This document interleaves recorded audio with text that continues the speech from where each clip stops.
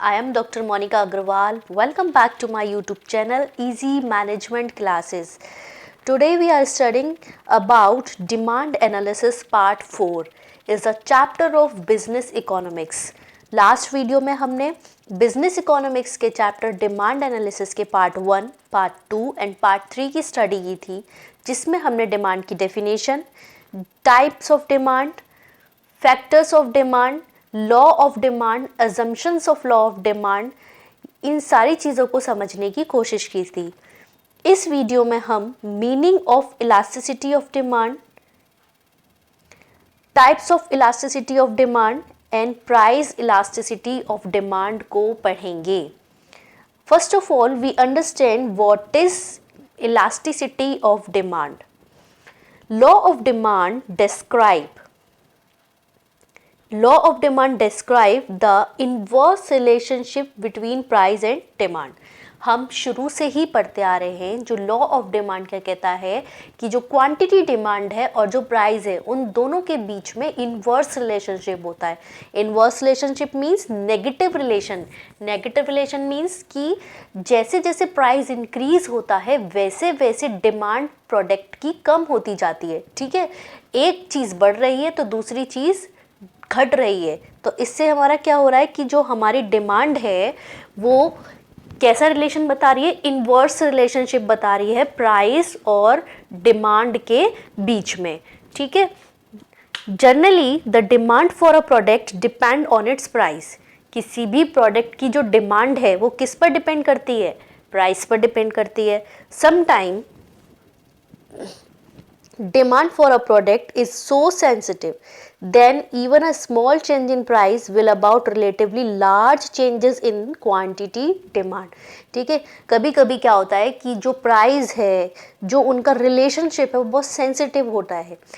तो एक small change होने पर भी प्राइस में, डिमांड में एक बड़ा चेंज आ जाता है. तो हम जब उस चीज़ को मेज़र करते हैं उसको ही हम क्या कहते हैं, इलास्टिसिटी ऑफ डिमांड.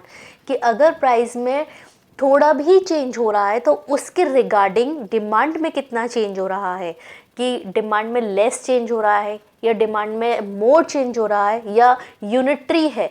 इन सारी चीज़ों को स्टडी करने के लिए हम इलास्टिसिटी ऑफ डिमांड की स्टडी करते हैं. Professor Alfred Marshall introduced the concept of elasticity of demand to measure the change in demand. तो elasticity of demand क्या बताता है कि डिमांड का चेंज क्या हो रहा है, किसके रिगार्डिंग, प्राइस के रिगार्डिंग. क्या हो रहा है मतलब कितना हो रहा है. अगर हम प्राइस में 20% चेंज करें तो डिमांड में क्या 20% ही चेंज हो रहा है कि 40% चेंज हो रहा है या ओनली 10% चेंज हो रहा है. तो हम इस चीज़ को मेज़र करने के लिए इलास्टिसिटी ऑफ डिमांड की स्टडी करते हैं. Elasticity of demand is measurement of the change in demand in response to given change in the price of commodity और प्रोडक्ट. ठीक है, तो इलास्टिसिटी ऑफ डिमांड क्या है, मेजरमेंट है. क्या है, मेजरमेंट है. अगर चेंज डिमांड मतलब प्राइस के रिगार्डिंग, आपको मैंने पहले भी बताया प्राइस के रिगार्डिंग डिमांड में कितने परसेंटेज चेंज आ रहा है उसको हम इलास्टिसिटी ऑफ डिमांड के थ्रू मेजर करते हैं. It measures how much demand will change in response to a certain increase or decrease in the price of a commodity or a product. ठीक है, elasticity of demand के through हम ये check करते हैं कि हाउ मच चेंज. ठीक है, how much change in demand, कि हाउ मच यानी कितना चेंज हुआ है डिमांड में in response to a certain increase और decrease in the price of a commodity. कि डिमांड में कितना चेंज हो रहा है, अगर हम प्राइस को कम करते हैं या बढ़ाते हैं उसके रिगार्डिंग हमारी डिमांड में कितना चेंज हो रहा है.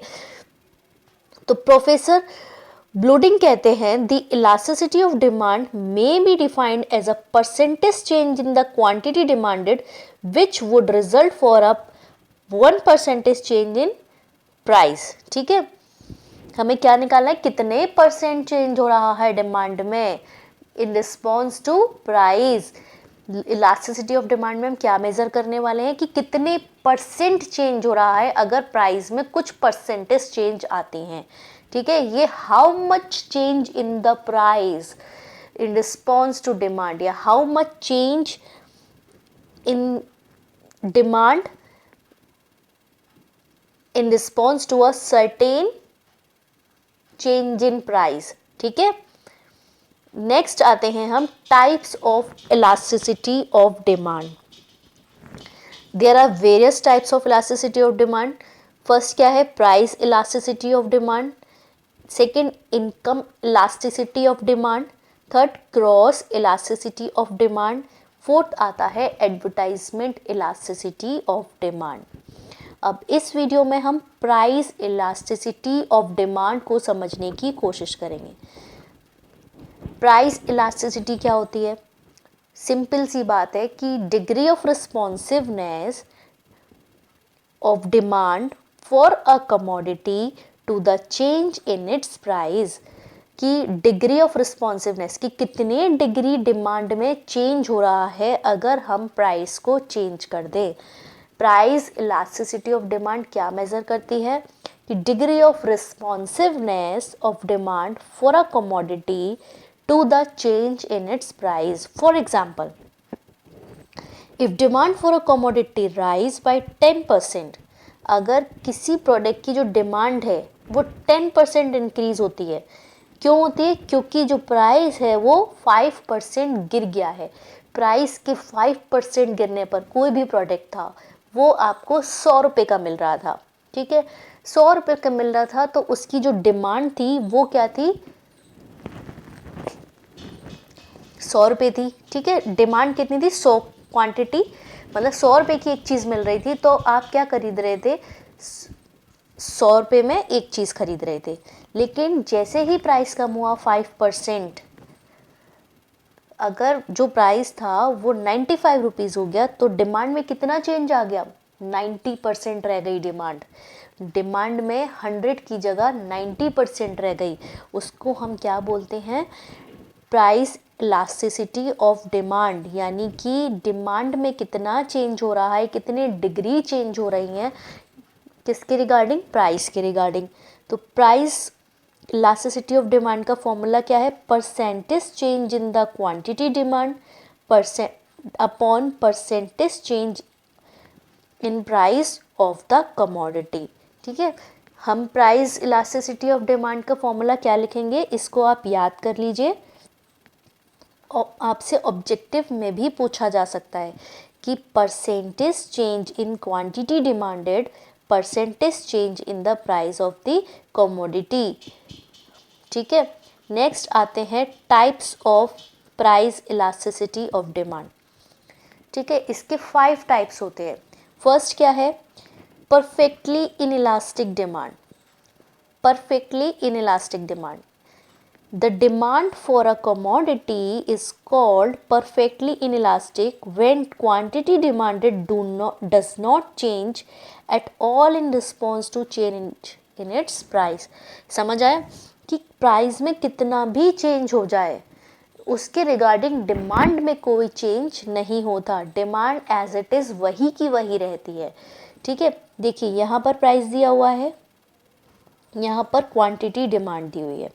प्राइस 5 रुपीज़ था, फिर 10 रुपीज़ हुआ, फिर 15 रुपीज़ हुआ, फिर 20 रुपीज़ हुआ, लेकिन डिमांड में कोई चेंज नहीं हुआ। डिमांड वही की वही है ना। डिमांड क्या है? वही की वही है। डिमांड जो 2 थी पहले, अब भी 2 ही है, ठीक है। इसका मीन्स क्या हुआ? Perfectly in elastic demand. अब इसे याद करने का तरीका क्या है? आप इलास्टिक को देखते हो, इलास्टिक देखिए आपने, इलास्टिक को हम खींचते हैं तो वो कैसे बढ़ती है? ऐसे बढ़ती है, दोनों हाथों से खींचते हैं तो इलास्टिक इस तरीके से बड़ी हो जाती है। लेकिन यहाँ पर क्या लिखा है? In elastic. यहाँ पर इन इलास्टिक लिखा है, यानी कि इलास्टिसिटी नहीं है वहाँ पर कोई इलास्टिक नहीं है, यानी कि जो डिमांड है वो इस तरीके से इंक्रीज नहीं होगी। देखा ना आपने, यहाँ पे इंक्रीज नहीं हो रही है, तो यानी कि प्राइस में कोई भी चेंज हो जाए, डिमांड क्या है? इनइलास्टिक है। डिमांड में कोई चेंज नहीं हो रहा है, प्राइस आप कितना भी इंक्रीज कर लो। देखिए टेबल में देखो प्राइस 10 हुआ, फिर 15 हुआ, फिर 20 हुआ, लेकिन डिमांड क्या है आपकी 222। ठीक है, डिमांड में कोई भी चेंज नहीं आया, क्योंकि डिमांड क्या है, इनइलास्टिक है, वो इस तरीके से बढ़ ही नहीं रही है, वो वहीं की वहीं है। इसको हम क्या बोलेंगे, इनइलास्टिक डिमांड। नेक्स्ट आते हैं less than unit elastic demand.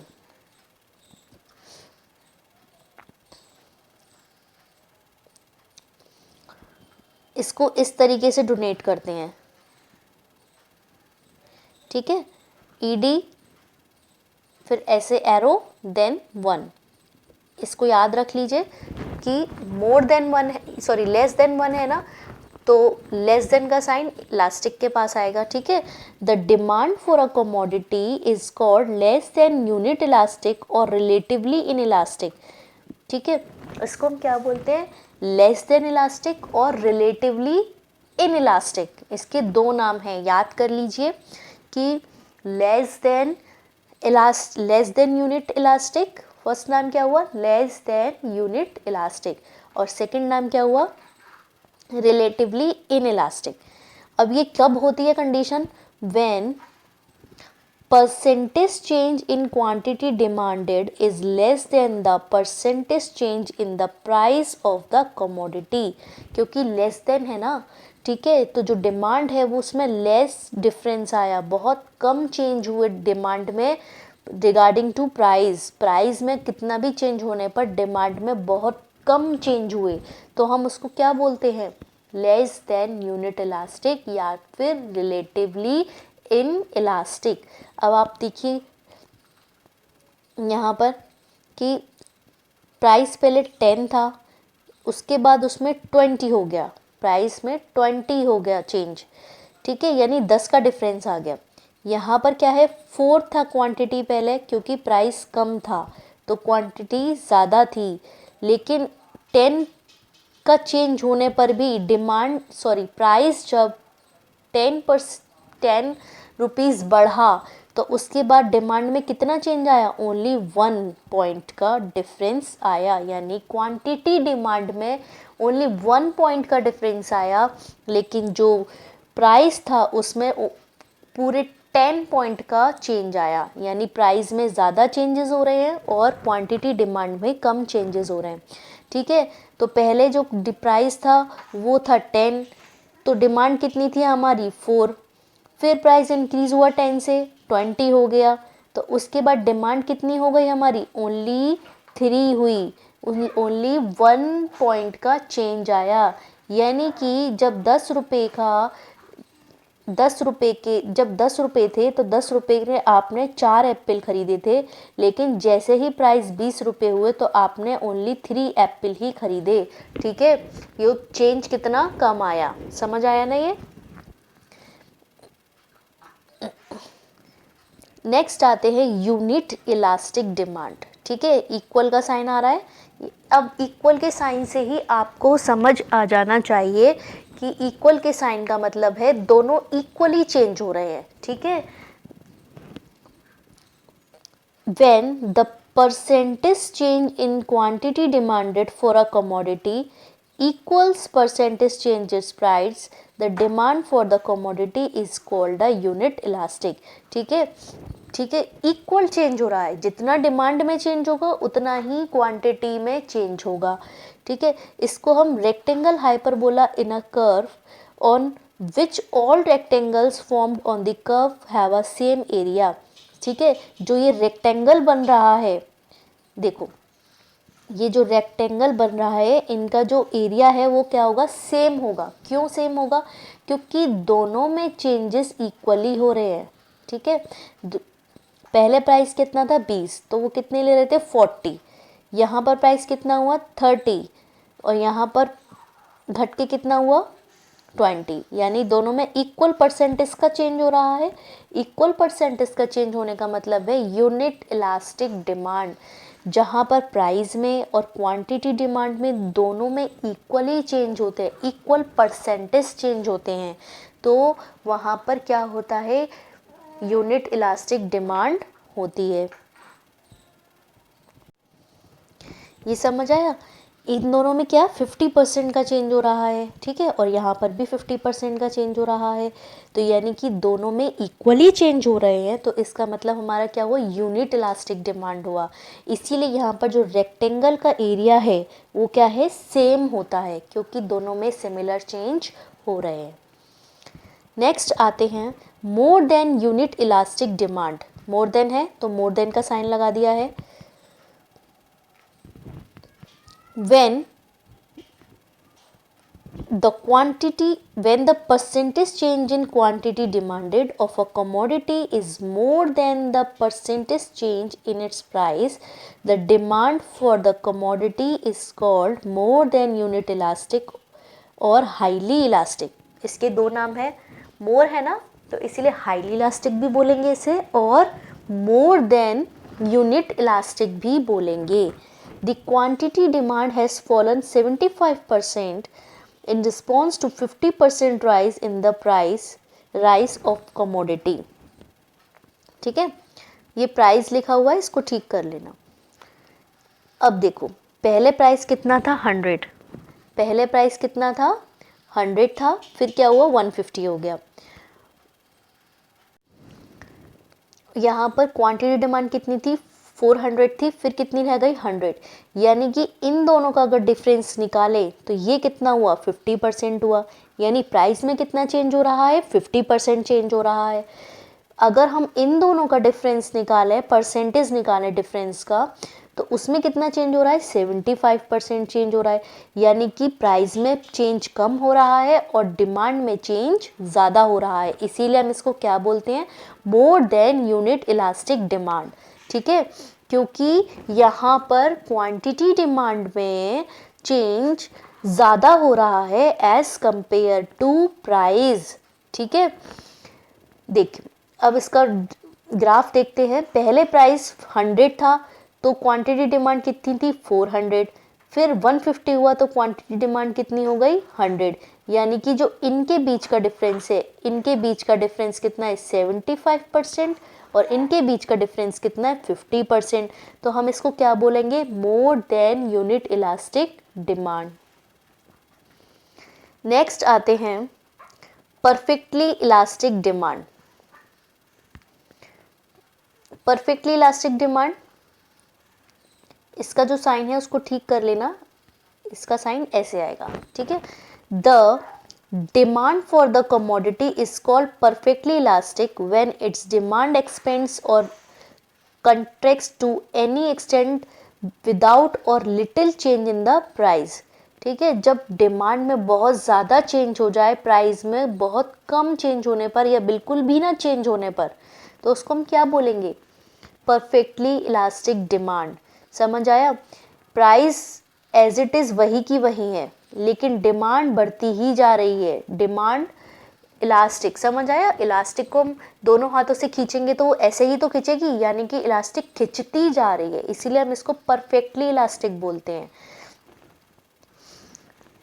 Price कितना है, 20, यानी प्राइस में कोई चेंज नहीं हुआ, या फिर हो सकता है लिटिल चेंज हो जाए, 20 की 19 हो जाए या 20 की 21 हो जाए, लेकिन जो क्वांटिटी डिमांड है उसमें काफ़ी चेंज हो रहा है। पहले 2 थी, फिर उसके बाद 4 हो गई, 4 के बाद 8 भी हो सकती है, लेकिन प्राइस वही का वही रहेगा, तो हम उसको क्या बोलेंगे, परफेक्टली इलास्टिक डिमांड।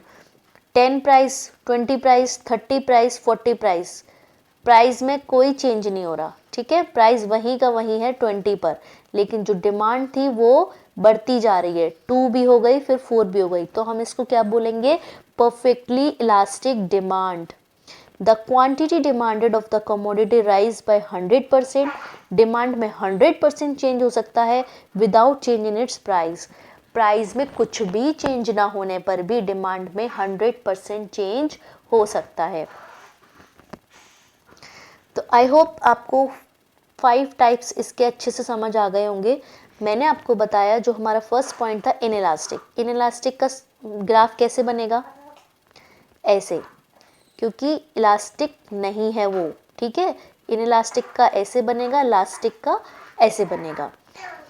फिर मोर देन है, तो मोर देन का हम कैसे बनेगा, क्वांटिटी डिमांड में ज़्यादा चेंज हो रहा है तो ऐसे ग्राफ बनेगा। जब लेस देन होगा तो क्वांटिटी डिमांड में लेस चेंज हो रहा है तो ऐसे चेंज होगा। यूनिटरी में कैसे आएगा, ऐसे, दोनों में इक्वल डिफरेंस होगा। समझ आया आपको? अगर हम इसका एक ग्राफ बना के देखें, क्वांटिटी डिमांड प्राइस, ये क्या हुई हमारी इलास्टिक डिमांड, ठीक है, और ये क्या हुई हमारी इन इलास्टिक डिमांड, और ये क्या हुई हमारी यूनिटरी इलास्टिक जहाँ पे इक्वल चेंज हो रहा है। सॉरी रॉन्ग हो गया, मैं दोबारा बताती हूँ। Quantity demand price. अब देखो, जब बिल्कुल ऐसे आएगा तो यूनिट इलास्टिक हुआ, जब ऐसे आएगा बिल्कुल तो क्या हुआ इन इलास्टिक, ऐसे आएगा ग्राफ तो क्या होगा हमारा इलास्टिक डिमांड होगा, जब ऐसे आएगा तो लेस देन होगा, और जब ऐसे आएगा उसको हम क्या बोलेंगे more than elastic. I hope आपको प्राइस इलास्टिसिटी ऑफ डिमांड के डिग्रीज बहुत अच्छे से समझ आ गई होंगी। ये वीडियो आपको अच्छा लगा तो इसको लाइक शेयर एंड कमेंट्स करें और इस चैनल को सब्सक्राइब करें। अगर आपको कोई भी प्रॉब्लम आए तो आप मुझसे कमेंट सेक्शन में पूछ सकते हैं। Thank you so much everyone, have a good day.